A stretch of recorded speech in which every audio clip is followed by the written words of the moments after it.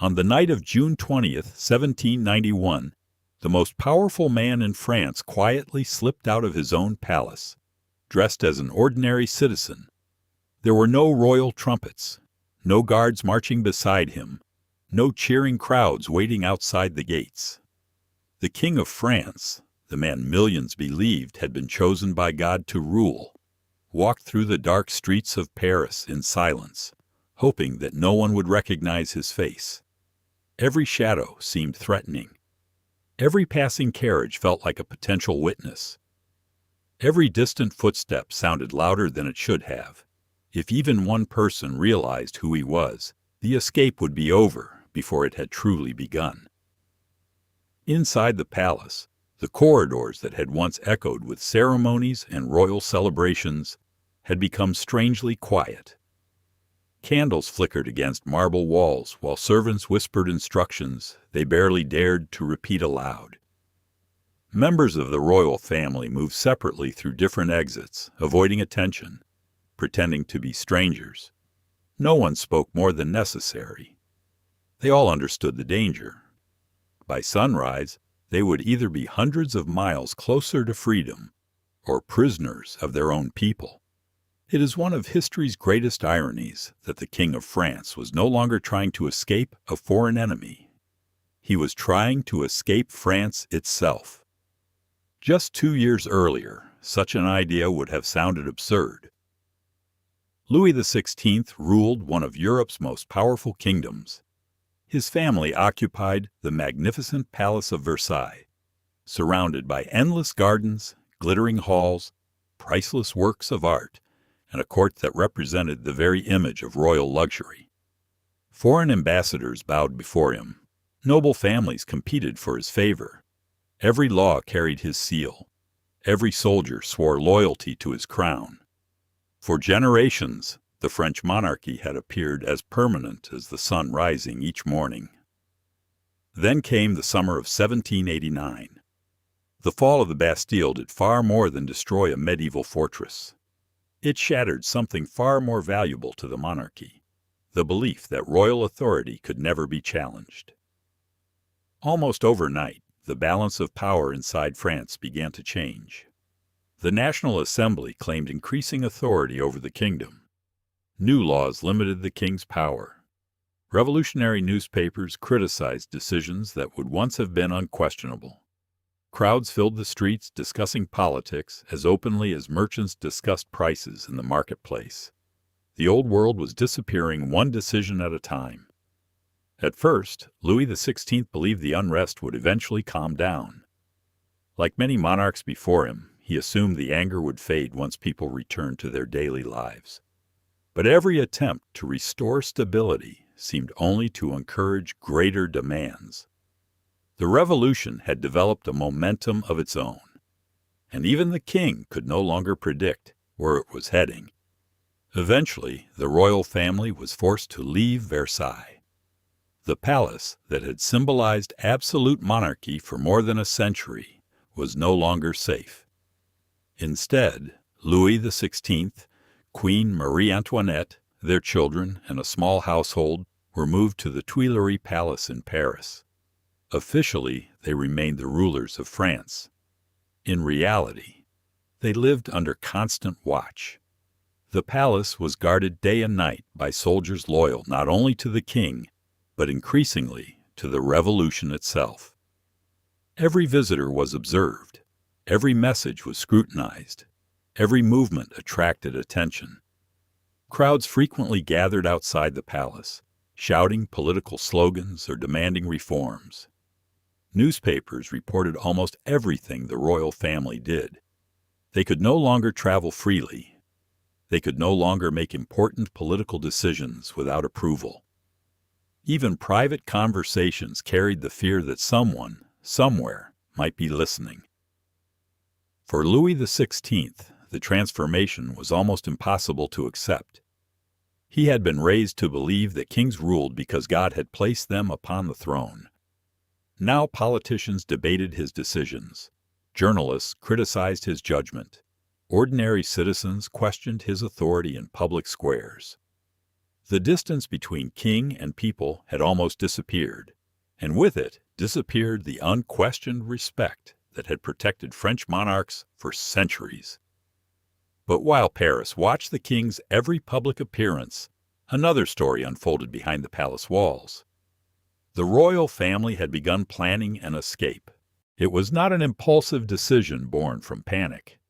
The plan developed over months through secret meetings, coded letters, and trusted supporters who remained loyal to the crown. Among the most important was the Swedish nobleman Count Axel von Fersen, a close confidant of Marie Antoinette, who played a key role in organizing the logistics of the escape. Whether motivated by political conviction, personal loyalty, or both, Fersen understood that failure would almost certainly mean death, not only for the king and queen, but perhaps for anyone involved. The destination was the frontier town of Montmédy, near France's northeastern border. To most people, it was an unremarkable military town. To the royal family, it represented hope. Several thousand soldiers stationed there remained loyal to the monarchy. Once the king reached them, everything could change. Protected by a reliable army, Louis XVI might negotiate with the revolution from a position of strength, or refuse to negotiate at all. He could call on loyal provinces. He could seek military assistance from neighboring monarchies, many of whom viewed the French Revolution with growing alarm. Austria, ruled by Marie Antoinette's own brother, watched events in France closely. Prussia feared revolutionary ideas spreading across Europe. Across the continent, kings understood that if the French monarchy could be weakened by its own people, their own thrones might someday face the same challenge. Reaching Montmédy was not simply about escaping Paris. It was about preserving the monarchy itself. The plan required extraordinary precision. The king and queen could not simply ride out through the palace gates wearing royal clothing. Every servant knew their faces. Every guard recognized them instantly. Instead, disguises would become their greatest weapon. Louis XVI dressed as a servant. Marie Antoinette posed as a governess. The royal children traveled as the supposed daughters of a Russian noblewoman. The woman playing that role was the Marquise de Tourzel, the children's real governess, who now had to pretend to be their employer, while the Queen of France acted as her employee. It was a strange reversal of the social order. The most powerful family in France spent one night pretending to be ordinary travelers.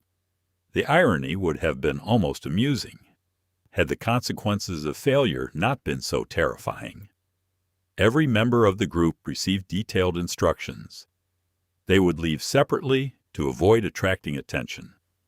Different routes would be taken through the city before everyone reunited outside Paris, where a carriage would be waiting. Timing mattered more than anything. If one person arrived too early, they risked standing alone in the street. Too late, and the others might already have departed. As evening settled over Paris, the operation quietly began. One by one, members of the royal household slipped into the darkness. The streets were calmer than usual. Most Parisians had no idea they were walking only a few steps away from their king. Lanterns cast long shadows across the cobblestones. Carriages rattled through the city as they always had. Somewhere in the distance, a church bell marked another passing hour. For a brief moment, it seemed impossible that history could be changing so quietly. The first stages of the escape went surprisingly well. Each member of the royal family successfully reached the rendezvous point beyond the palace without being recognized. The tension that had consumed them for weeks slowly gave way to cautious optimism. Perhaps the disguises were working. Perhaps Paris truly remained asleep. Perhaps by the following evening, they would already be halfway across France. Then came the decision that historians would question for more than 2 centuries: the carriage. Almost every expert involved in the plan recommended speed. A smaller, lighter carriage could travel quickly, attract less attention, and passed through villages without anyone giving it a second glance. If repairs became necessary, they would be easier. If roads were muddy, a lighter vehicle could continue moving. If suspicious officials asked questions, ordinary transportation would appear perfectly natural. But the royal family rejected the idea. Accustomed to comfort and worried about traveling long distances with two young children, they chose a large, elegant berlin, one of the finest passenger carriages of its time. It offered padded seats, room for servants, and a smoother ride over rough roads. It also offered something else: visibility. The carriage was enormous. It required several horses to pull it. Its bright yellow body stood out against the dark roads of northern France. It moved more slowly than smaller vehicles. Changing horses at each post station took longer than expected. Every stop increased the chances that someone would look a little too closely at the passengers inside. What had been designed as a secret escape was beginning to resemble a traveling royal procession. None of them realized it yet. But with every mile, the carriage was no longer racing against distance. It was racing against time. Behind them, Paris still slept. The palace servants were only beginning to notice empty rooms. Guards had not yet understood what had happened. The city had not yet awakened to the astonishing truth that would soon spread through every street and marketplace. The King of France had disappeared. Ahead lay hundreds of miles of uncertain roads, dozens of villages, countless strangers, and a single destination that seemed to promise safety. Inside the carriage, the atmosphere slowly relaxed. The children grew tired after hours of travel. The adults spoke in quiet voices, careful never to reveal too much whenever the carriage stopped. Through the windows, the familiar surroundings of Paris gave way to forests, fields, and small rural communities. Each passing mile felt like another step away from captivity.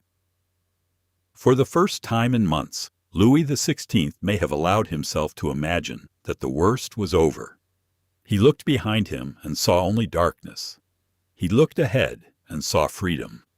What he could not see was that history had already begun riding behind him, and somewhere ahead, in a quiet town called Varennes, fate was preparing to wait at the end of the road.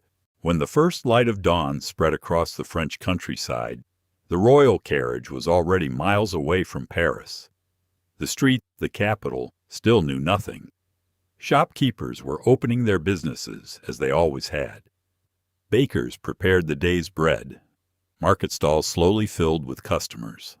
Soldiers changed shifts outside government buildings, without realizing that the king they had been assigned to protect was no longer inside the city. For a few precious hours, Louis XVI had something he had not experienced in a very long time: distance. With every mile the horses carried the great yellow carriage farther from Paris, hope slowly began replacing fear. The most dangerous part of the escape, leaving the heavily guarded capital, appeared to be over. No alarms had sounded. No soldiers had stopped them at the city gates. No crowds had recognized the royal family walking through the streets during the night. Inside the carriage, the atmosphere changed almost imperceptibly. The silence that had dominated the first hours of the journey gave way to cautious conversation. The children, exhausted from traveling through the night, occasionally fell asleep against the cushioned seats. Marie Antoinette looked out the window at the endless fields rolling past, perhaps imagining that every passing village brought them one step closer to safety. Louis XVI himself seemed calmer than he had been in months. For the first time since the revolution had begun, escape no longer felt impossible. It felt achievable. Yet revolutions are strange things. Sometimes they are decided not by great battles or famous speeches, but by small delays. A horse that takes too long to change. A wheel that moves too slowly through mud. A curious traveler asking one unnecessary question. History often depends on details so ordinary that no one notices them until it is too late. The carriage itself became the first enemy. The magnificent berlin that had seemed so comfortable inside the palace was painfully impractical on the rough roads of 18th century France. It was heavy, oversized, and much slower than expected. Every hill demanded more effort from the horses. Every bridge required careful crossing. Every change of horses consumed valuable minutes. Minutes the royal family could no longer afford to lose. The original plan had been carefully coordinated with loyal supporters positioned along the route. Fresh horses would be waiting at designated relay stations. Couriers had memorized schedules. Military officers loyal to the crown stood ready near the final destination. But perfect plans rarely survive contact with reality. The carriage arrived later than expected at almost every stop. Some delays lasted only a few minutes. Others stretched much longer. Each delay pushed the carefully arranged timetable further behind. Each delay increased the possibility that Paris would discover the truth before the king reached safety. And back in the capital, that is exactly what was happening. By morning, servants inside the Tuileries Palace entered the royal apartments expecting another ordinary day. Instead, they found empty rooms, beds untouched, personal belongings gone. At first, confusion spread through the palace, then panic. Officials searched the building from top to bottom. Perhaps the king had gone for an early walk. Perhaps the queen was visiting another wing. Perhaps there had been some misunderstanding. Within a short time, the impossible explanation became the only explanation left. The King of France had escaped. The news exploded through Paris like wildfire. Crowds gathered outside government buildings demanding answers. The National Assembly immediately ordered riders onto every major road leaving the capital. Descriptions of the royal family spread from town to town. Postmasters, soldiers, innkeepers, local officials. Everyone was instructed to watch for suspicious travelers. The race had begun. The royal family was no longer simply traveling toward Montmédy. They were being hunted. Still, inside the carriage, the passengers knew almost nothing of the growing pursuit behind them. The countryside appeared peaceful. Farmers worked their fields. Children played outside village homes. Church bells marked the passing hours, just as they always had. It was almost impossible to imagine that every passing village might now contain someone searching for the king. The closer they moved toward the eastern frontier, however, the more fragile their disguise became.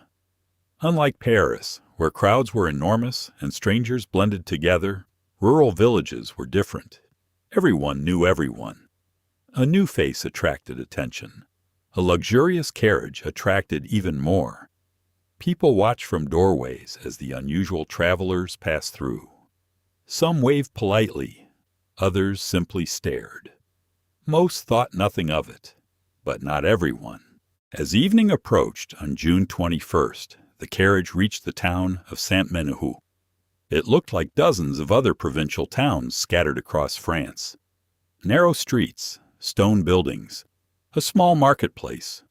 Nothing suggested that history was about to change. Among the people going about their daily work was a local postmaster named Jean-Baptiste Drouet. He was not a nobleman, not a politician, not a famous military commander, simply an ordinary citizen performing an ordinary job. As the royal carriage paused briefly in town, Drouet looked toward one of its passengers. Something about the man's face seemed strangely familiar, not because he had met him before, because he had seen that face hundreds of times. Every French citizen had. It appeared on the kingdom's coins. The profile, the features, the expression, the more he looked, the less he doubted. The traveler sitting inside that carriage was not an ordinary servant. It was King Louis XVI. Historians still debate exactly how certain Drouet became in that first moment and how much was confirmed by other clues afterward. But there is little doubt that he quickly concluded the travelers were the missing royal family. He understood immediately what that meant. If they reached Montmédy, thousands of loyal soldiers could protect the king. The revolution itself might be thrown into chaos. There was no time to waste. Without waiting for permission, Drouet mounted his horse.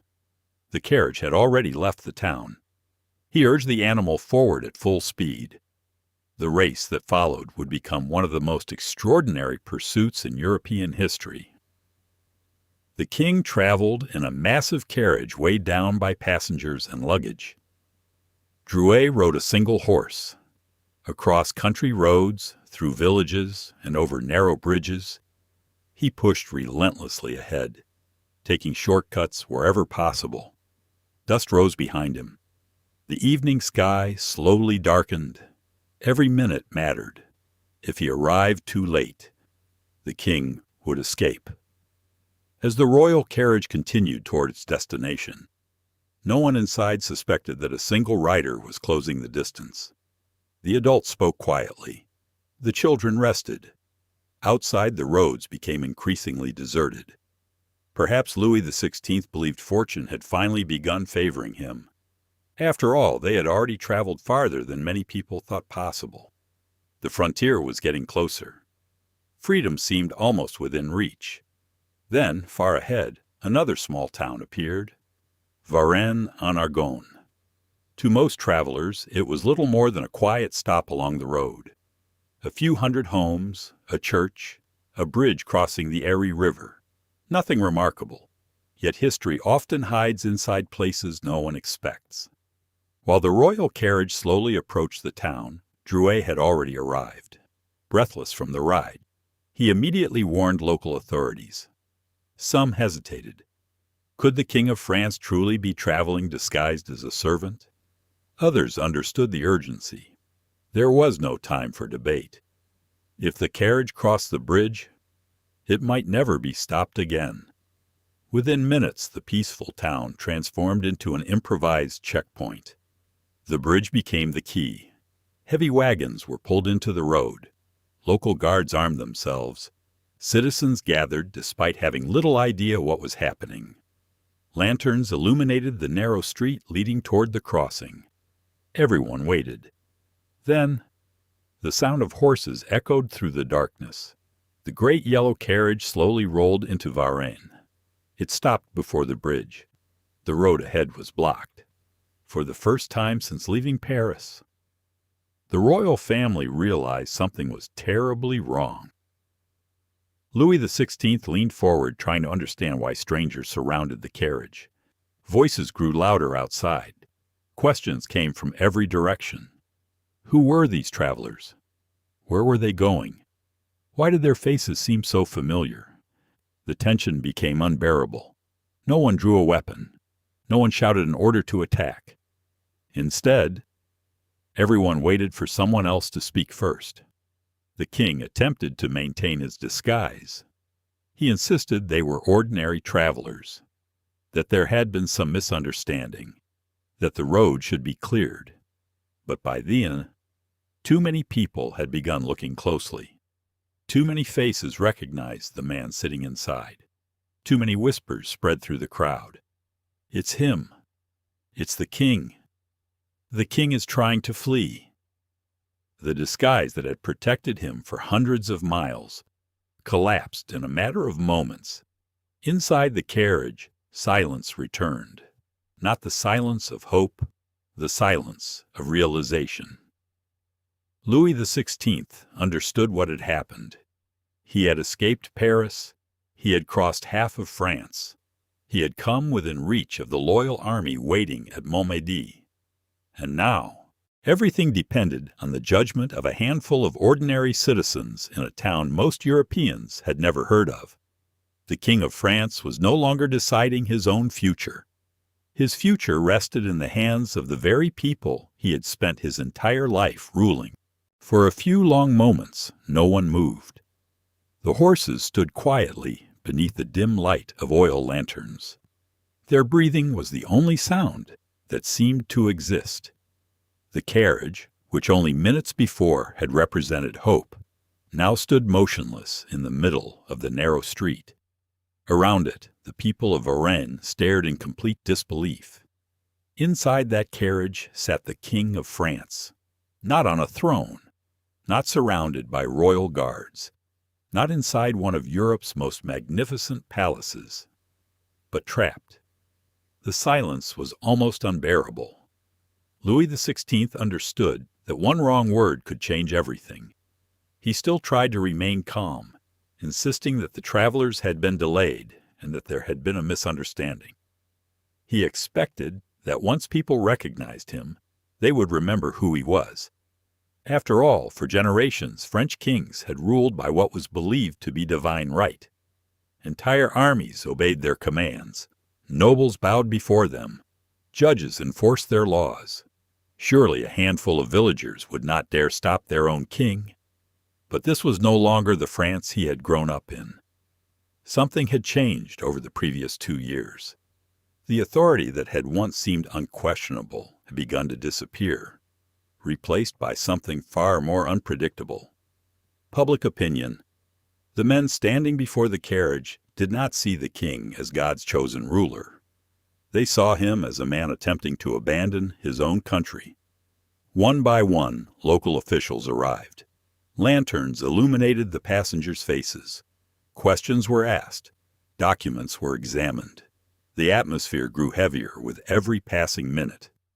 Then came the moment no member of the royal family had wanted to face. Their identities were confirmed. The disguise had failed. The escape was over. Marie Antoinette remained remarkably composed. Witnesses later described her as calm, dignified, and determined to protect her children, despite knowing that everything around them had collapsed. The young prince and princess, too young to fully understand the political disaster unfolding around them, watched adults argue in frightened whispers while strangers surrounded the carriage. Louis XVI said very little. Perhaps there was nothing left to say. The king, who had once commanded millions of subjects, now waited while ordinary citizens debated what should happen to him. It was one of the most extraordinary reversals in European history. For centuries, kings had judged their people. Now, the people were judging their king. Throughout the night, urgent messages traveled between Varennes and Paris. Riders carried news across the countryside as fast as exhausted horses could manage. Inside the National Assembly, politicians who had spent months trying to preserve a constitutional monarchy suddenly faced a terrifying reality.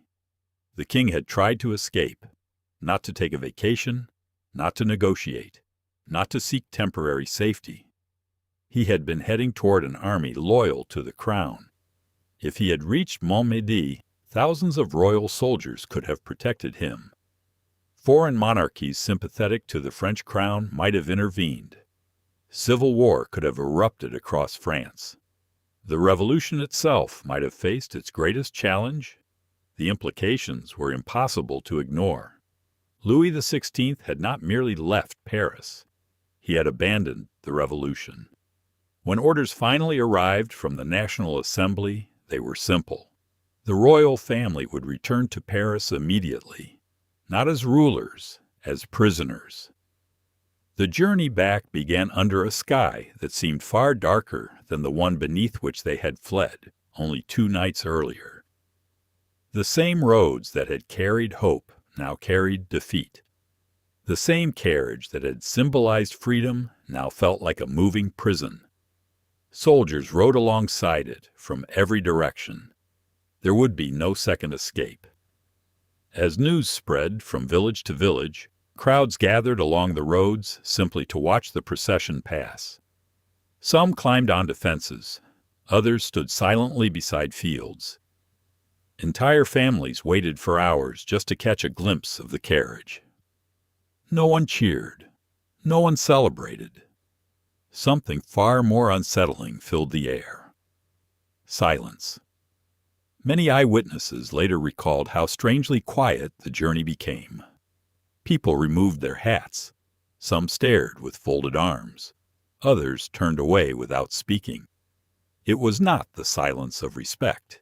It was the silence of disappointment. For nearly 2 years, many French citizens had still hoped that Louis XVI could become the constitutional king of a new France. They imagined a monarchy limited by laws, working alongside elected representatives. It would preserve stability while embracing reform. That hope had depended on one crucial belief: that the king accepted the revolution. The flight to Varennes destroyed that belief forever. From that moment onward, every speech Louis XVI delivered, every promise he made, every signature he placed upon new laws carried a question that could never again be ignored. If he truly supported the revolution, why had he tried to run away? By the time the royal procession reached Paris, the city had changed. Thousands of people lined the streets. Windows overflowed with spectators. Every rooftop seemed crowded. Yet the authorities issued an extraordinary instruction. No one was to insult the king. No one was to applaud him. No one was to speak at all. The result was almost surreal. As the carriage rolled slowly through the capital, tens of thousands of people watched in complete silence. No cries, no celebrations, no chants. Only the sound of horses walking across the cobblestones. For Louis XVI, the silence may have been more painful than any insult. It meant the relationship between king and people had been broken, perhaps forever. Politically, the consequences were immediate. Moderate revolutionaries who had spent months defending the monarchy found themselves increasingly isolated. Radical voices suddenly sounded more convincing than ever. If the king was willing to abandon France, they asked, how could France continue trusting its king? Republican newspapers seized upon the failed escape as proof that monarchy itself had become incompatible with liberty. Public opinion shifted with astonishing speed. The image of Louis XVI transformed almost overnight. He was no longer seen as a weak monarch trapped by events beyond his control. He became something far more dangerous. A man many believed was secretly working against his own nation. Across Europe, other monarchs watched with growing alarm. The French Revolution was no longer merely changing France. It threatened the very idea of monarchy itself. Austria and Prussia began discussing stronger responses. If revolutionary ideas continued spreading beyond French borders, no throne on the continent would remain completely secure. Inside France, the political atmosphere became increasingly poisonous. Trust disappeared. Every debate grew more hostile. Every disagreement became more personal. Compromise, once difficult, became almost impossible. The revolution entered a new phase, one driven less by hope and more by suspicion. Little more than a year later, in August 1792, revolutionary crowds stormed the Tuileries Palace. The monarchy collapsed. Louis XVI was imprisoned once again. This time, there would be no escape. He was brought before the National Convention and accused of conspiring against the French nation. Documents discovered after his arrest revealed secret correspondence with foreign powers and royal supporters, reinforcing the belief that he had never accepted the revolution. The verdict was guilty. On the morning of January 21st, 1793, Louis XVI climbed onto a wooden scaffold in what was then called the Place de la Révolution. Witnesses described him as calm. He attempted to address the crowd, declaring that he forgave those responsible for his death and hoped his blood would never bring misfortune upon France. His final words were drowned out by the beating of drums. Moments later, the blade of the guillotine fell.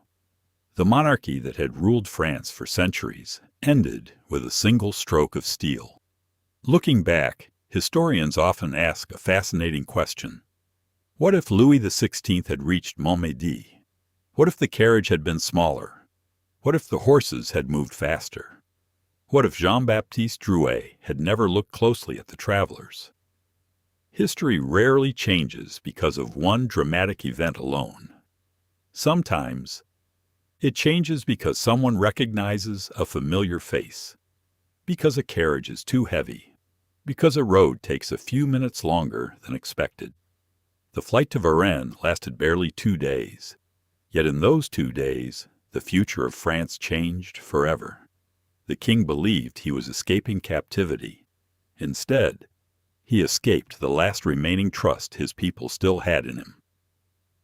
The road to Varennes did not end at a quiet village in northeastern France. It led to the guillotine.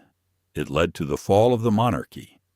It led to years of revolution, war, and political upheaval that would reshape not only France, but the entire world.